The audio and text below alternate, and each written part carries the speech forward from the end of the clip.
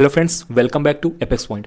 दोस्तों, आपके एग्ज़ाम के लिए बहुत ही कम समय बचा है। तो दोस्तों, इस कारण से आपके लिए एक बहुत ही शानदार सीरीज़ शुरू की गई है, जिससे कि आपकी तैयारी को एक बूस्ट अवश्य मिलेगा। तो दोस्तों, यदि आपको ये वीडियो पसंद आता है तो वीडियो को लाइक अवश्य कीजिएगा, और दोस्तों इसी तरह के वीडियो के लिए चैनल को सब्सक्राइब और वीडियो को शेयर अवश्य कीजिएगा। तो चलिए दोस्तों, शुरू करते हैं आज का वीडियो सेशन। तो दोस्तों, आज का पहला क्वेश्चन है, कार्बन डेटिंग विधि किसकी आयु निर्धारित करने के लिए अपनाई जाती है? तो दोस्तों, वो है जीवाश्मों की आयु निर्धारित करने के लिए कार्बन डेटिंग विधि अपनाई जाती है। अगला क्वेश्चन है, अत्यधिक शराब का सेवन करने से शरीर का कौन सा अंग विशेष रूप से प्रभावित होता है? तो दोस्तों, वो है हमारा यकृत अर्थात लीवर ही अत्यधिक शराब का सेवन करने से प्रभावित होने वाला अंग है, यकृत, लीवर। अगला क्वेश्चन है दोस्तों, शरीर में रक्त बैंक अर्थात ब्लड बैंक का कौन सा अंग काम करता है? इंपॉर्टेंट क्वेश्चन है। तो दोस्तों, तिल्ली, स्प्लीन अर्थात प्लीहा ही शरीर में रक्त बैंक का काम करता है। इंपॉर्टेंट क्वेश्चन है। अगला क्वेश्चन है, हरे पौधों में प्रकाश संश्लेषण की इकाई क्या कहलाती है? इंपॉर्टेंट क्वेश्चन है। तो दोस्तों, क्वांटोसोम क्या कहलाती है? क्वांटोसोम ही दोस्तों हरे पौधों में प्रकाश संश्लेषण की इकाई कहलाती है। इंपॉर्टेंट क्वेश्चन है। अगला क्वेश्चन है दोस्तों, शरीर में रक्त की सफ़ेद कोशिकाएं अर्थात WBC का मुख्य कार्य क्या होता है? तो दोस्तों, WBC का मुख्य कार्य होता है शरीर को बीमारियों से बचाना। किसका कार्य होता है? WBC का।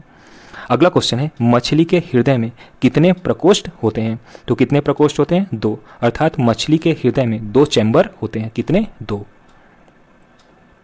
अगला क्वेश्चन है दोस्तों, मानव शरीर में रक्त से अवांछनीय पदार्थों को पृथक करने का कार्य कौन सा अंग करता है? तो दोस्तों, वृक्क अर्थात किडनी ही मानव शरीर में रक्त से अवांछनीय पदार्थ अर्थात खराब पदार्थों को पृथक करने का कार्य करता है। कौन सा अंग? वृक्क अर्थात किडनी। इंपॉर्टेंट क्वेश्चन है। अगला क्वेश्चन है दोस्तों, 40 वर्ष पूरे हो जाने पर चर्चित अप्सरा क्या है? तो दोस्तों, अप्सरा एक न्यूक्लियर रिएक्टर है। अप्सरा एक न्यूक्लियर रिएक्टर है। इंपॉर्टेंट क्वेश्चन है। अगला क्वेश्चन है दोस्तों, डायनमो का क्या कार्य है? तो दोस्तों, डायनमो यांत्रिक ऊर्जा से विद्युत ऊर्जा का उत्पादन करता है, जैसा कि जनरेटर करता है। दोस्तों, जनरेटर भी यांत्रिक ऊर्जा को विद्युत ऊर्जा में बदलता है। अगला क्वेश्चन है, पिच ब्लेंडी से कौन सा रेडियो एक्टिव तत्व प्राप्त किया जाता है? इंपॉर्टेंट क्वेश्चन है। तो दोस्तों, रेडियम ही पिच ब्लेंडी से प्राप्त किया जाने वाला रेडियो एक्टिव तत्व है। इंपॉर्टेंट क्वेश्चन है। अगला क्वेश्चन है, गिरगिट की त्वचा में रंग बदलने का कारण क्या है? तो दोस्तों, उसकी त्वचा में मेलेनोफोर नामक असंख्य रंग द्रव्य कोशिकाओं की उपस्थिति के कारण ही गिरगिट अपना रंग बदल पाता है। किसकी उपस्थिति के कारण? मेलेनोफोर। इंपॉर्टेंट पॉइंट है। अगला क्वेश्चन है हमारा, प्रकृति में सबसे अधिक मात्रा में पाया जाने वाला कार्बनिक यौगिक कौन सा है? तो दोस्तों, वो सेल्यूलोज ही है। प्रकृति में सबसे अधिक मात्रा में पाया जाने वाला कार्बनिक यौगिक। इंपॉर्टेंट क्वेश्चन है। अगला क्वेश्चन है, समुद्र के किनारे उगने वाले वृक्षों में वार्षिक वलय अर्थात एनुअल रिंग्स क्यों नहीं होते? क्यों नहीं होते? क्योंकि दोस्तों, यहाँ की जलवायु में स्पष्ट भिन्नता नहीं होती। इसी कारण समुद्र के किनारे उगने वाले वृक्षों में वार्षिक वलय नहीं होते। अगला क्वेश्चन है, वृद्धावस्था का अध्ययन विज्ञान की किस शाखा के अंतर्गत किया जाता है? तो दोस्तों, वो है जेरोंटोलॉजी। दोस्तों, इसी में वृद्धावस्था का अध्ययन किया जाता है। किसमें? जेरोंटोलॉजी में। अगला क्वेश्चन है दोस्तों, डोलोमाइट किसका अयस्क है? इंपॉर्टेंट क्वेश्चन है। तो दोस्तों, डोलोमाइट कैल्शियम का ही अयस्क है। किसका अयस्क है? कैल्शियम का। अगला क्वेश्चन है, खट्टे फलों में कौन सा विटामिन पाया जाता है? तो दोस्तों, विटामिन सी खट्टे फलों में पाया जाता है, और विटामिन सी जल में घुलनशील है। दोस्तों, विटामिन बी और सी ये जल में घुलनशील होती है, जबकि विटामिन ए, डी, ई के तो ये किस में घुलनशील होती है? तो दोस्तों, ये वसा में घुलनशील होती है। ये पॉइंट नोट कीजिएगा। अगला क्वेश्चन है, ध्वनि की तीव्रता मापने वाला यंत्र क्या कहलाता है? तो दोस्तों, उसे कहते हैं ऑडियोमीटर। दोस्तों, ऑडियोमीटर से ध्वनि की तीव्रता को मापा जाता है। अगला क्वेश्चन है, दूध का खट्टा होना किसके द्वारा होता है? तो दोस्तों, इसका कारण जीवाणु अर्थात बैक्टीरिया ही होते हैं दूध के खट्टा होने का कारण। अगला क्वेश्चन है दोस्तों, श्वेत प्रकाश के वर्णक्रम अर्थात स्पेक्ट्रम में प्रिज्म द्वारा सर्वाधिक विचलित अर्थात डेविएट होने वाला कौन सा रंग है? इंपॉर्टेंट क्वेश्चन है। तो दोस्तों, वो है बैंगनी रंग। दोस्तों, जब प्रिज्म से श्वेत प्रकाश को गुजारा जाता है तो विभिन्न रंगों में विभक्त हो जाता है, जिसे विबग्योर से डिनोट करते हैं, VIBGYOR। दोस्तों, इसमें वायलेट अर्थात बैगनी रंग सबसे अधिक विचलित होता है, जबकि रेड अर्थात लाल रंग का विचलन सबसे कम होता है। दोस्तों वेवलेंथ की बात करें तो बैगनी रंग की वेवलेंथ सबसे कम होती है और लाल रंग की, तो दोस्तों लाल रंग की वेवलेंथ सबसे अधिक होती है। तो इससे भी सीधा प्रश्न पूछा जा सकता है कि किसकी वेवलेंथ कम या अधिक होती है। चलिए दोस्तों अगला क्वेश्चन करते हैं। अगला क्वेश्चन है दोस्तों, रेफ्रिजरेटर में प्रशीतक अर्थात रेफ्रिजरेंट क्या होता है? तो दोस्तों वो होता है फ्रीऑन। दोस्तों फ्रीऑन ही रेफ्रिजरेटर में प्रशीतक अर्थात रेफ्रिजरेंट होता है। इंपॉर्टेंट क्वेश्चन है। अगला क्वेश्चन है, दूध से दही बनाने में कौन सा बैक्टीरिया अर्थात जीवाणु सहायक होता है? तो दोस्तों उसका नाम है लैक्टोबैसिलस। दोस्तों लैक्टोबैसिलस नामक जीवाणु के कारण ही दूध से दही बनता है। अगला क्वेश्चन है, किस अंग के कार्य न करने पर डायलिसिस अर्थात अपोहन किया जाता है? तो दोस्तों वो है वृक्क अर्थात किडनी के काम न करने पर ही डायलिसिस किया जाता है। इंपॉर्टेंट क्वेश्चन है। अगला क्वेश्चन है, मनुष्य के मस्तिष्क का सबसे बड़ा भाग क्या होता है? तो दोस्तों वो है प्रामस्तिक। क्या? प्रामस्तिक अर्थात सेरेब्रम। दोस्तों सेरेब्रम ही मनुष्य के मस्तिष्क का सबसे बड़ा भाग होता है। इंपॉर्टेंट क्वेश्चन है। अगला क्वेश्चन है, राइफल चलाने पर लगने वाला झटका किसके संरक्षण का उदाहरण है? तो दोस्तों रेखीय संवेग के संरक्षण अर्थात कंजर्वेशन ऑफ लीनियर मोमेंटम का एग्जाम्पल है राइफल चलाने पर लगने वाला झटका। इंपॉर्टेंट क्वेश्चन है। अगला क्वेश्चन है, प्रयोगशाला में सर्वप्रथम जीन का संश्लेषण करने वाले वैज्ञानिक कौन थे? तो दोस्तों वो थे हरगोविंद खुराना, जिन्होंने सर्वप्रथम प्रयोगशाला में जीन का संश्लेषण किया। किसने किया? हरगोविंद खुराना ने। अगला क्वेश्चन है दोस्तों, चंद्रमा पर वायुमंडल न होने का क्या कारण है? तो दोस्तों उसका कारण है वहाँ सभी गैसों का वर्ग माध्य मूल वेग अर्थात रूट मीन स्क्वायर वेलोसिटी उनके पलायन वेग अर्थात इस एस्केप वेलोसिटी से अधिक होता है। इसी कारण दोस्तों चंद्रमा पर वायुमंडल नहीं होता। इंपॉर्टेंट पॉइंट है। अगला क्वेश्चन है, किस एक कोशिकीय शैवाल अर्थात यूनिसेल्युलर एल्गी का उपयोग अंतरिक्ष में खाद्य की समुचित पूर्ति के लिए किया जाता है? तो दोस्तों वो है क्लोरेला, जिसका उपयोग अंतरिक्ष में खाद्य की समुचित पूर्ति के लिए किया जाता है। इंपॉर्टेंट क्वेश्चन है। अगला क्वेश्चन है, प्रकृति रबर किसका बहुलक अर्थात पॉलीमर है? तो दोस्तों प्राकृतिक रबर किसका बहुलक है? आइसोप्रोपीन का। इंपॉर्टेंट क्वेश्चन है, किसका बहुलक है? आइसोप्रोपीन का। अगला क्वेश्चन है, द्रव्य की चौथी अवस्था क्या कहलाती है? तो दोस्तों द्रव की चौथी अवस्था प्लाज्मा कहलाती है। क्या कहलाती है? प्लाज्मा।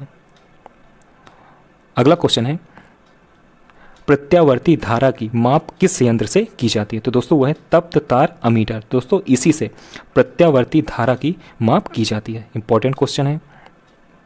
अगला क्वेश्चन है, प्रकाश तरंगों के किस गुण से उनके अनुप्रस्थ होने का प्रमाण मिलता है? इंपॉर्टेंट क्वेश्चन है। तो दोस्तों वो है ध्रुवण अर्थात पोलराइजेशन, जिसके कारण प्रकाश तरंगों के अनुप्रस्थ होने का प्रमाण मिलता है। दोस्तों प्रकाश तरंगों को ध्रुवित अर्थात पोलराइज्ड किया जा सकता है, इसी कारण प्रकाश तरंगे अनुप्रस्थ तरंगे होती है, जबकि ध्वनि तरंगों को पोलराइज्ड अर्थात ध्रुवित नहीं किया जा सकता, इसी कारण ध्वनि तरंगे अनुदैर्ध्य तरंगे होती हैं। तो ये पॉइंट भी नोट कीजिएगा क्योंकि इससे भी प्रश्न पूछा जा सकता है। अगला क्वेश्चन है, एक वृत्ताकार वलय अर्थात सर्कुलर रिंग का गुरुत्व केंद्र कहाँ पर होता है? तो दोस्तों उसका गुरुत्व केंद्र होता है वलय वृत्त के केंद्र पर होता है एक वृत्ताकार वलय का गुरुत्व केंद्र। अगला क्वेश्चन है, मानव रक्त का पीएच कितना होता है? तो 7.4 होता है, इसी कारण मानव का रक्त क्षारीय होता है। दोस्तों 7 से अधिक जिसका पीएच मान होता है वो क्षारीय होता है और 7 से कम जिसका मान होता है वो अम्लीय होता है। तो ये पॉइंट याद रखिएगा। अगला क्वेश्चन है, खनिज संरचना की दृष्टि से हीरा क्या है? तो दोस्तों हीरा कार्बन है। हीरा क्या है? कार्बन। दोस्तों हीरा कार्बन का अपर रूप होता है अर्थात एलेक्ट्रोपी होता है।